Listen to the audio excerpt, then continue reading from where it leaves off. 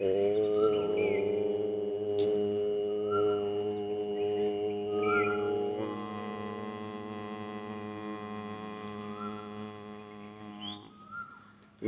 जय हिंद, जय भारत। मैं योगा रमेश बिजानिया मेरे सोशल मीडिया के सभी साधकों और दर्शकों का तहे दिल से हार्दिक अभिनंदन करता हूं।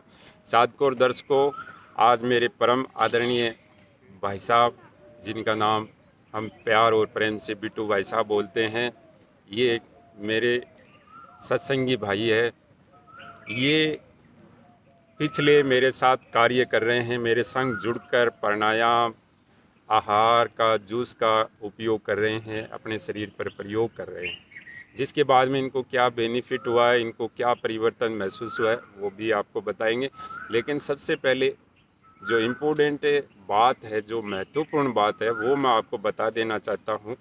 जो इस वर्तमान समय में आप बिना चिकित्सक की सलाह के और बिना आयुर्वेद वैद्य की सलाह से, किसी अच्छे डॉक्टर की, चिकित्सक की बगैर सलाह के अगर आप किसी चीज़ का उपयोग और अपने शरीर पर प्रयोग कर रहे हैं, फिर उसका बहुत खतरनाक परिणाम आपको भुगतना पड़ता है, जैसे मेरे भाई साहब ने भुगतान किया है। इनके घुटनों में किसी तरीके का कोई दर्द हो रहा था, तो इनको किसी ने सजेशन कर दिया, इनको किसी ने राय बता दी कि अलसी का प्रयोग कर लो, तो इससे आपका दर्द सही हो जाएगा। फिर इन्होंने अलसी का प्रयोग करा, तो अलसी का प्रयोग गर्मियों के दिनों में करा, तो इससे क्या हुआ, इनके आंतों के अंदर और आहार नाल के अंदर गर्मी से फफोले पड़ गए और अंदर घाव हो गए। फिर ये डॉक्टरों के पास गए, तो डॉक्टरों ने ढंग से उसका डायग्नोसिस नहीं किया, ढंग से उसकी चिकित्सा नहीं करी, तो उसके बाद में इनके कई बीमारियां और ऐड हो गई।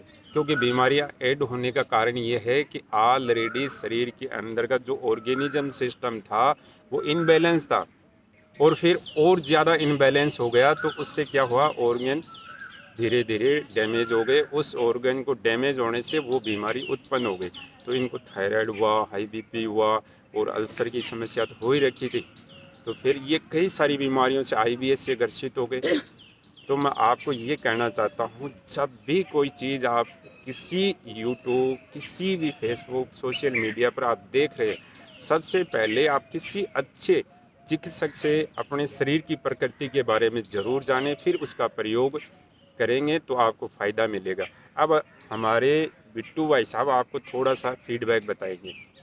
नमस्कार दोस्तों, मैं आप जी का, बिजानिया जी का तहे दिल से शुक्रगुजार हूँ कि इन्होंने मुझे सही गाइडलाइन दे कर के और मुझे कुछ पोजीशन पर पहुँचाया है।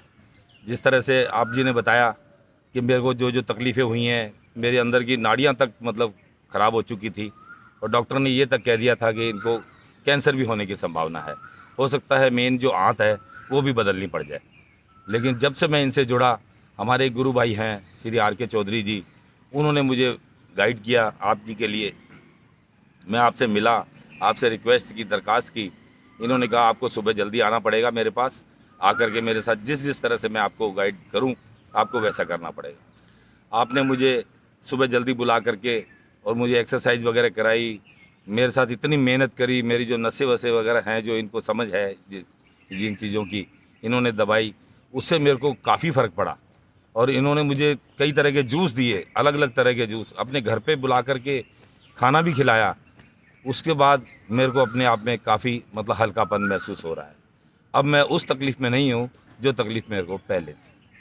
बहुत बहुत शुक्रिया, बहुत बहुत धन्यवाद। देखो साधकों, ये हमारे बहुत परम आदरणीय बिट्टू भाई साहब है, और हमारी जो प्राण शक्ति है, उस प्राण शक्ति का पावर हम इन पर दे रहे हैं, क्योंकि मालिक ज़रूर इनको स्वस्थ और निरोग करेगा।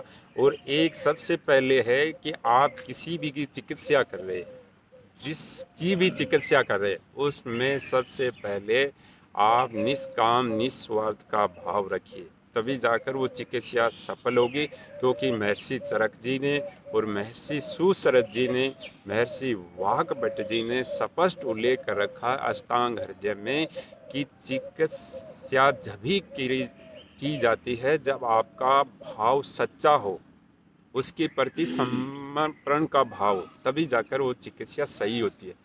तो इसी भाव से हम ये कार्य कर रहे हैं, और चेतना आरोग्य संस्थान निरंतर लगातार मानव हित में कार्य करता रहेगा। धन्यवाद।